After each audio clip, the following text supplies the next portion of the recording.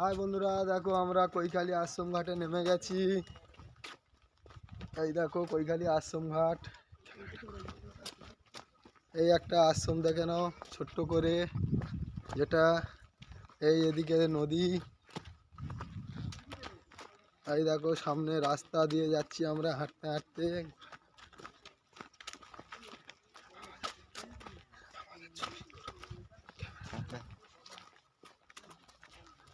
Hi friends, দেখো আমরা কৈখালী ঘুরতে এসেছি। এই যাচ্ছি কৈখালী।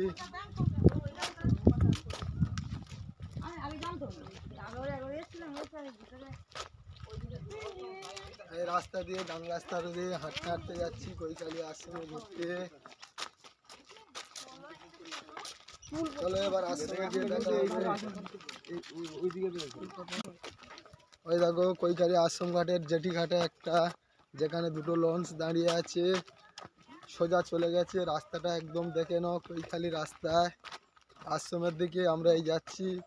হ্যাঁ দেখো বন্ধুরা, এই আশ্রমের কাছে চলে এসেছি। কতগুলো দোকান, পুকুর আছে দেখে, পুকুরে গাড়ি যেন পাথরে দিসনি। এই জেডিটা নিয়ে নেবে ঘুরিয়ে। দেখো এই জেডি ঘাটাটা,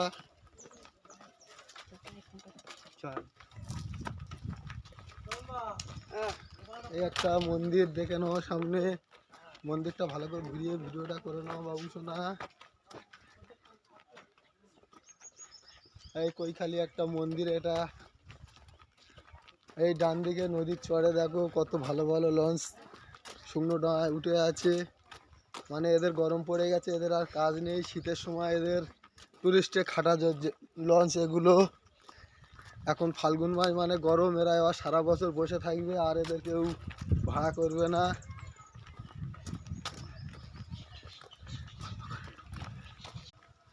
দেখো বন্ধুরা, এই আমরা একদম কৈখালী আশ্রম ঘাটে চলে এলাম। ডান দিকটা দেখিয়ে দে ভালো করে।